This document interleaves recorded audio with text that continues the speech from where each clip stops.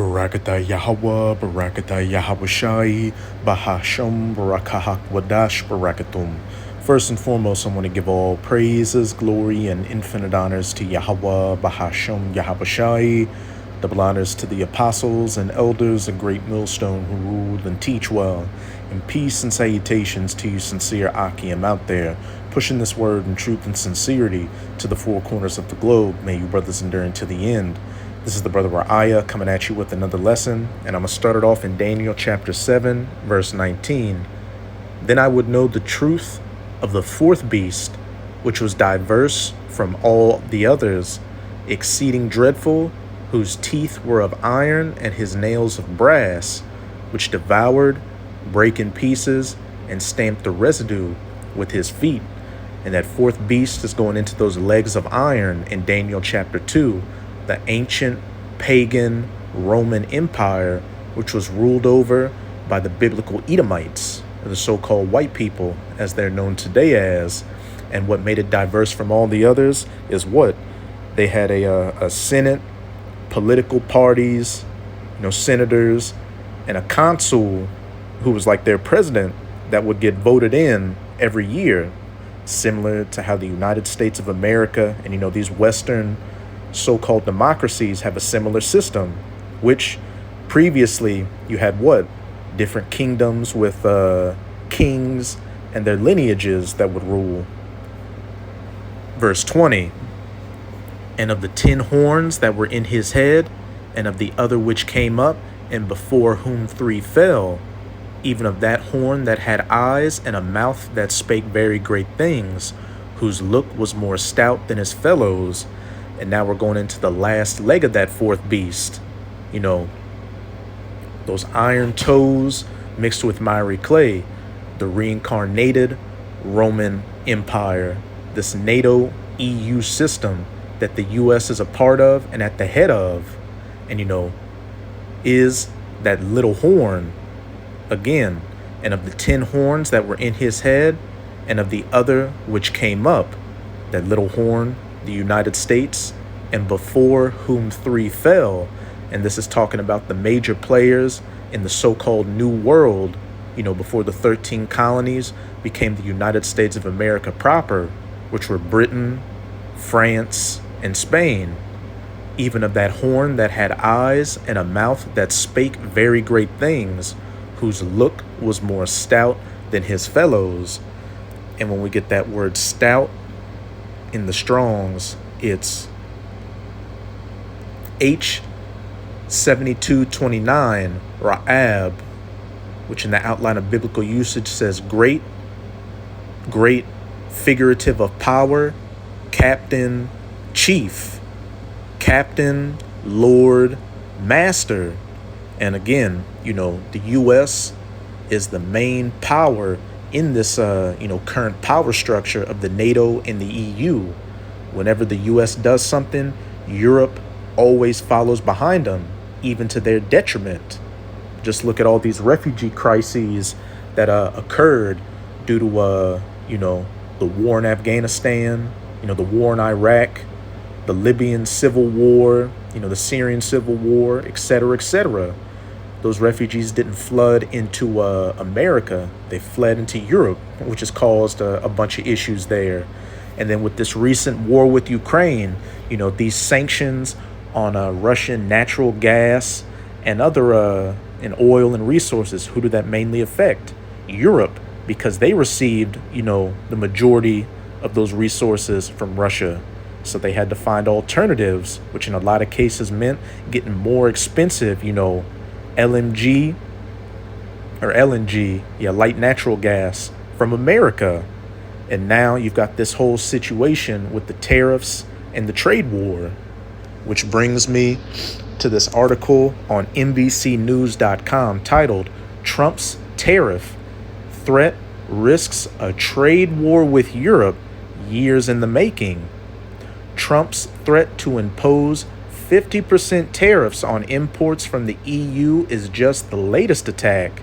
It comes amid a broader souring of relations and after months of economic sparring. The European Get that up.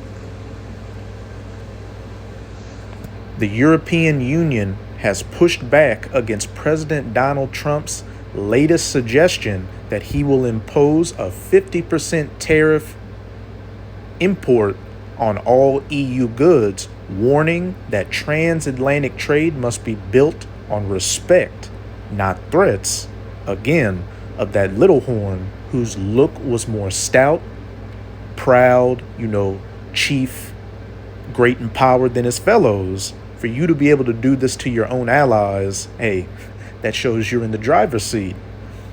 The rebuke came after Trump said in a Friday post on his Truth Social platform that trade negotiations with Brussels were going nowhere and suggested he would slap a 50% blanket duty on all European goods entering the U.S. starting June 1st.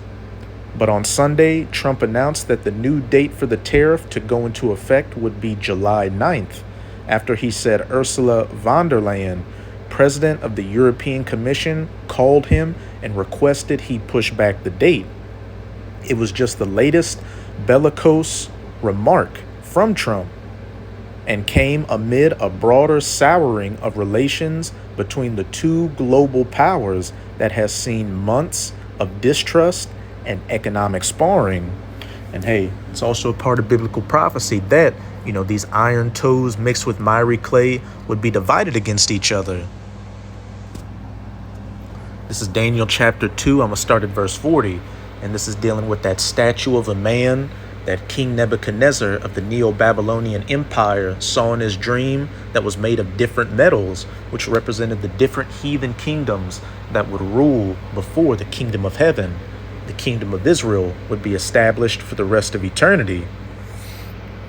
And as it says above verse 40, Rome and the fourth kingdom shall be as strong as iron, for as much as iron breaketh in pieces and subdueth all things, and as iron that breaketh all these shall it break in pieces and bruise.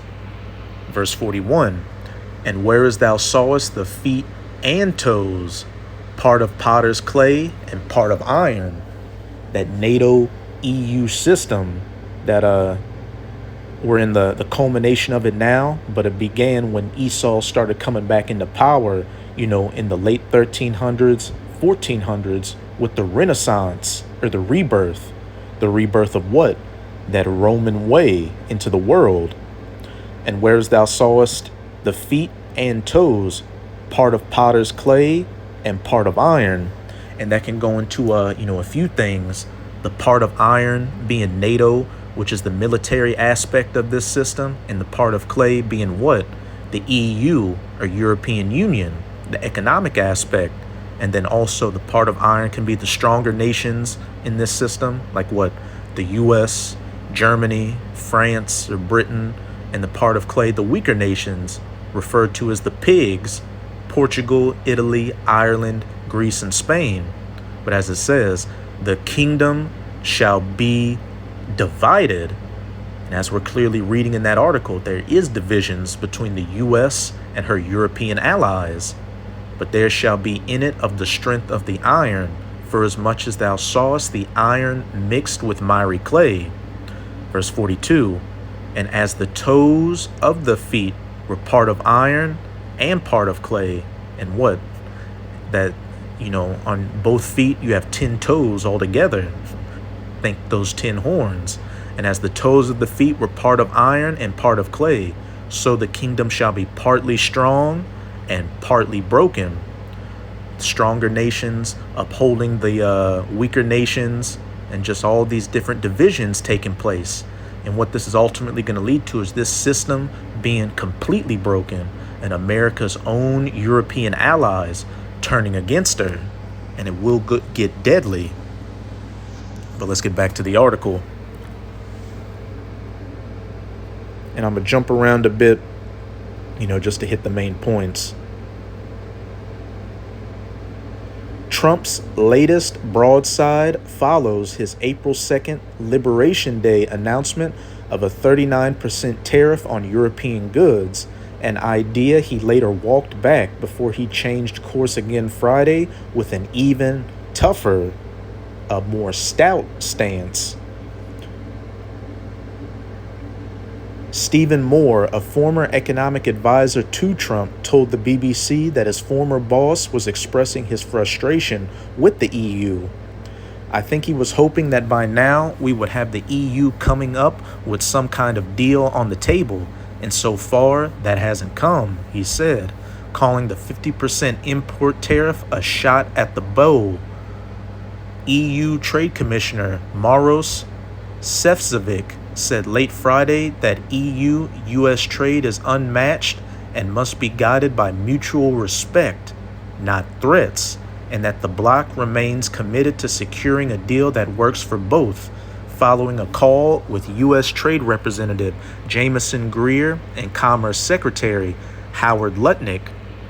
While the EU's response signals a willingness to negotiate, discord has deepened between the bloc and its longtime transatlantic ally over a return to the combative stance Trump took during his first administration when he flew in the face of decades of cooperation and cast the EU as an economic rival.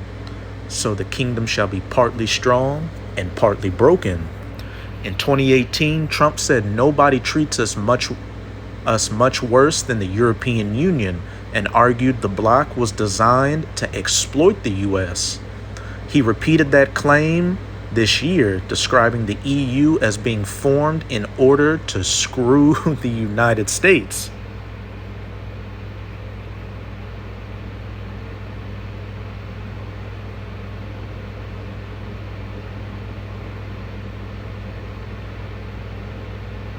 While Sefcovic's call for a deal that works for both reflects the EU's characteristically restrained response to the Trump administration's jabs, Europe has been bracing itself for months for the possibility of a more distant economic relation with the U.S. too. The kingdom shall be divided. Earlier this month, Sefcovic said the bloc preferred to negotiate but not at any cost, before announcing more than $100 billion worth of possible retaliatory tariffs on U.S. goods the following day.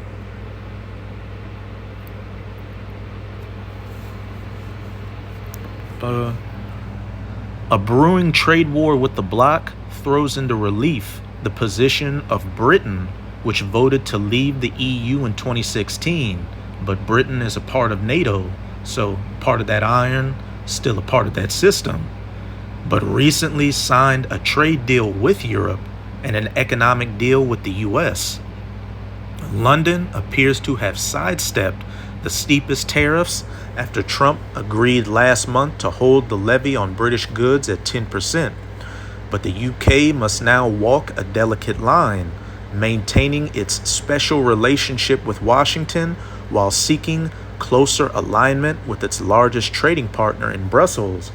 And even in prophecy, it says, America's, that Britain is going to turn against America, which we're going to get. But with the tensions rising across the Atlantic, even allies risk being caught in the crossfire. The EU, a geopolitical heavyweight in its own right, is unlikely to take hefty U.S. tariffs lying down without making moves of its own. So that's it with this article. But hey, when we go to Mark chapter 3, verses 24 to 25, and if you're looking at it in the Bible, it's in red letters, so it's Yahushai, the Son of the Most High, whom the world ignorantly refers to as so-called Jesus speaking. And if a kingdom be divided against itself, that kingdom cannot stand. And if a house, a nation of people, be divided against itself, that house cannot stand. And the house or race of Esau, Edom, is divided, as we're clearly seeing with what?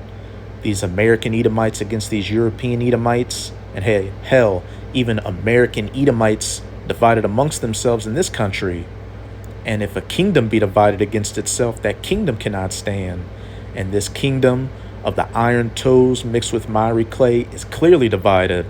And as it said, it was partly strong and partly broken. There's going to come a point to where it's going to be completely broken to pieces. This is the book of Obadiah. I'm going to read verse 1, but then I'm going to jump down to verse 7. And as the header reads, Edom will be humbled. And this book is dedicated to the judgment and downfall of you Edomites.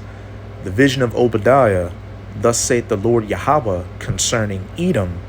We have heard a rumor from Yahweh, and an ambassador is sent among the heathen. Arise ye, and let us rise up against her in battle. And we're seeing these nations rise up against these Edomites in the West right now, economically, with what? The BRICS. But now I'm going to jump down to verse 7. All the men of thy confederacy, or your allies, have brought thee even to the border. The men that were at peace with thee, such as, during the Cold War up until recently, with these European nations being at peace with America, have deceived thee and prevailed against thee. Eventually, they're going to completely turn against America and ally themselves with America's enemies like Russia and China on a military level. And even right now, it's happening on an economic level, because while, there are European sanctions on Russia, and they're saying, look, we're not going to take your natural gas and oil and other resources. Some of it is still flowing to Europe through something called ghost fleets, to where, say, Russia sells the oil to a third party like India, and then the EU buys it from an Indian flag ship saying, look, we just bought it from India. They that eat thy bread receive all, that money and for the military, economics, military weaponry. They that eat thy bread have laid a wound under thee. They're going to turn those very same resources against you. There is none understanding in him. This is Revelation 17, verse 16, which, as I've been saying throughout the whole video, America's European allies are going to turn against her. And this is all what this is culminating into. And the 10 horns which thou sawest upon the beast, the 10 horns being the EU, or European Union, beginning with the first 10 common markets of it back when it was known as the European Economic Community, and the beast being NATO. These shall hate the whore that rides upon the beast, which when you read in the first couple of verses of this chapter, it says that whore is what? Mystery Babylon, Babylon the Great, which is one of the names for America in the scriptures. These shall hate the whore, and shall make her desolate and naked, and shall eat her flesh, and burn her with fire, nuclear fire, because America's allies will shoot nuclear missiles onto her, along with nations like Russia, China, and North Korea, which is going to destroy the United States of America off the face of the earth. Which brings me to Jeremiah chapter 50. I'll start at verse 9. For lo, I will raise and cause to come up against Babylon, that virgin daughter, Babylon the Great, America, an assembly of great nations from the north country. And the north country is speaking of Russia, which is north of the U.S. And, like I've said in previous videos, Russia shooting missiles across the Arctic to reach the U.S. would be the shortest trajectory time for missiles to reach the U.S. And then also Russia, over the last several years, has been building back up its military capabilities, nuclear included, in that Arctic Ocean region. And that assembly of great nations are not just America's enemies like the North country, Russia, China, North Korea, or Iran, but also America's own allies, those 10 horns which thou sawest upon the beast turning against her. Hey, all the men of thy confederacy have brought thee to the border, and they shall set themselves in array against her. From thence she shall be taken. Their arrows shall be as of a mighty expert man. None shall return in vain. And those arrows are talking about those nuclear missiles, because when the prophets saw these visions thousands of years ago, they wouldn't know what a modern day, nuclear missile would be. So they had to describe it with what it looked like and what was comparable in their times: bows and arrows, spears, javelins, etc., etc. But now I'm going to jump down to verse 12 because, like it said back in that article, London appears to have sidestepped the steepest tariffs after Trump agreed last month to hold the levy on British goods at 10%. But the UK must now walk a delicate line, maintaining its special relationship with Washington while seeking closer alignment with its largest trading partner in Brussels. Even America's, top ally, Britain, is going to turn against her.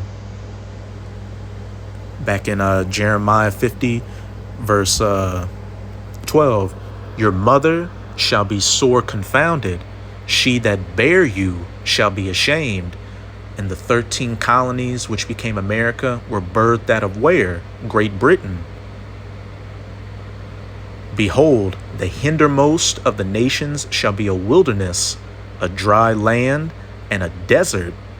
And America, the Americas were known as what? The New World, the fourth part of the earth, the ends of the earth.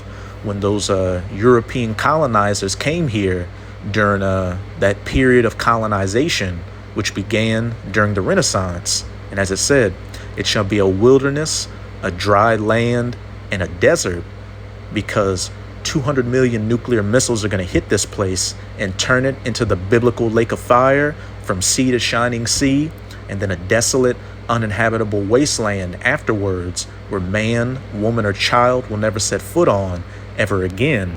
And after a time, only harsh desert creatures are going to dwell here.